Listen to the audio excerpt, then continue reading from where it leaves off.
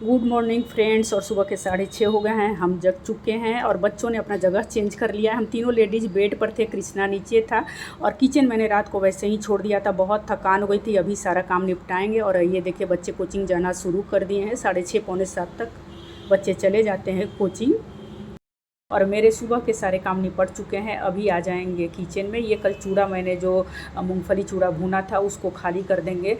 Polythene में, डब्बे तो हैं नहीं और पॉलीथीन में रखने से सही रहेगा, तो ये पॉलीथीन में कर देंगे क्योंकि सब्ज़ी बनानी है उस पतीले में। और सबसे पहले पानी गर्म कर लेंगे। तो नहाना धोना मेरा हो चुका है और जगाने से आयुषी जग गई है अभी, तो उसी से पूछ रहे हैं कि कुछ चाहिए या ब्रश कर लो। और उसका कपड़ा टंगा हुआ था वॉशरूम में, वही पूछ रहे थे कि धोना था कि क्या, सोई थी इसलिए हम पूछे नहीं। बोली नहीं नहीं धोना था मौसी। और कृष्णा को जगा रहे हैं कि जगो, पढ़ने का टाइम हो गया है तो उठो, ब्रश वगैरह करो।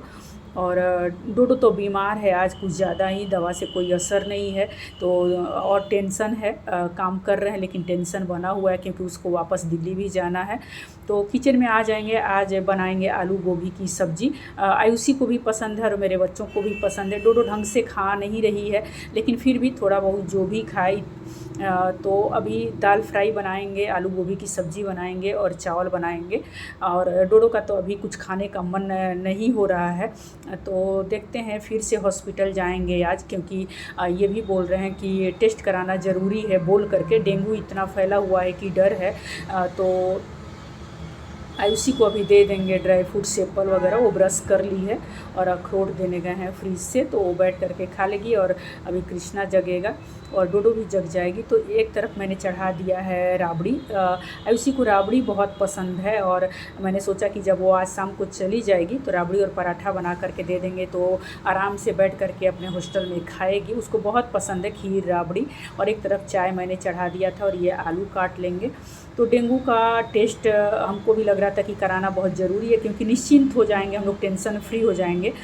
तो देखते हैं, जाएंगे हॉस्पिटल, उसके बाद रिपोर्ट मिलेगा। और ये तीनों जन के लिए चाय है। आयुषी नहीं पीती है, डोडो पिएगी। चाय बिस्किट दे देंगे क्योंकि उसको दवा खानी है। तो तीनों बैठ करके चाय पिएंगे, फिर वापस किचन में आ जाएंगे हम और फटाफट सब्जी बना लेंगे। आलू गोभी फ्राई कर लेंगे और उसके बाद मसाले में भून करके बना लेंगे। तो बहुत अच्छी सब्जी बनी थी। और एक तरफ राबड़ी सीन पे मैंने चढ़ा दिया है और बीच बीच में चढ़ाते रहते हैं। राबड़ी और खीर बनाने में तो बहुत ज़्यादा मेहनत लगता नहीं है, बाकी काम करते रहिए और राबड़ी खीर बनते रहता है। और हो रहा है चारों तरफ मेरा काम। और आगे रूम का जो बेड है वो बेडरूम में रात में डालना पड़ता है, तो इसीलिए अभी चादर उस पर नहीं डालते हैं क्योंकि फिर रात में रूम में ले जाना है, बेडरूम में उसको। तो कृष्णा सोता है उस पर। तो और अभी हम लोग बैठ जाएंगे खीर खाने के लिए। पिछले दिन का खीर बचा हुआ है तो आयुषी को भी पसंद है। और कृष्णा और डोडो खाएंगे नहीं तो हम और आयुषी खा रहे हैं। और डोडो की हालत थोड़ी ख़राब है, वो उसको अच्छा भी नहीं लग रहा है और हमको खुद भी नहीं अच्छा लग रहा है कि वो इतना खुशी से आई थी राखी में और सब उल्टा पड़ गया। तो अभी खा लेंगे हम और आयुषी खीर। कहा कि चलो ये लोग नहीं खाते तो हम और आयुषी ही खाते हैं। और खीर तो वैसे भी हमको पसंद है, मैंने गरम कर दिया था। वैसे बासी खीर ठंडा भी अच्छा लगता है बहुत। और ये मसाले भून गए हैं दाल के लिए और दाल मैंने डाल दिया। किसी का फ़ोन आया था तो बात कर रहे थे और काम भी कर रहे थे।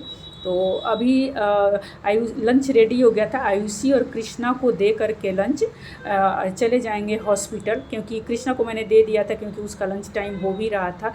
और कि अगर लेट हो गया हॉस्पिटल में तो कृष्णा के लिए टेंशन नहीं रहेगा कि उसको जाना है कोचिंग और खाना नहीं खाया है।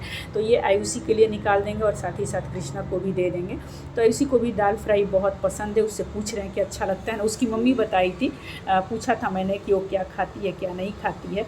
बहुत शाई नेचर है ना, कुछ जल्दी बताती नहीं है तो उसको पसंद मतलब आता है। और आलू गोभी की सब्ज़ी भी दे देंगे और पिछले दिन का पनीर बचा हुआ था वो थोड़ा सा पनीर भी उसको दे देंगे।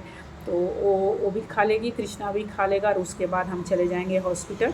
लेकिन बहुत टेंशन बना हुआ था। डॉक्टर से मैंने बोला कि सर टेस्ट लिख दीजिए, हम कराना चाह रहे हैं क्योंकि इसको जाना है। तो लिख दिए।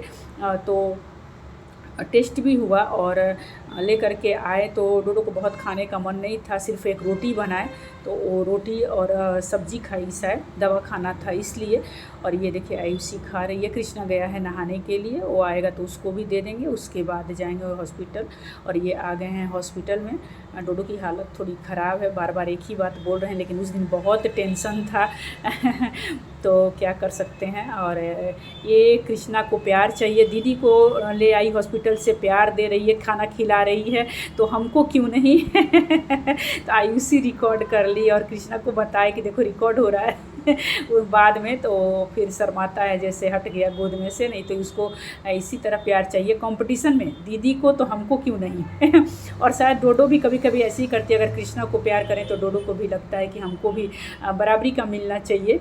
तो ये चलते ही रहता है भाई बहनों में। और अभी बताएंगे कृष्णा को, देखो रिकॉर्ड हो रहा है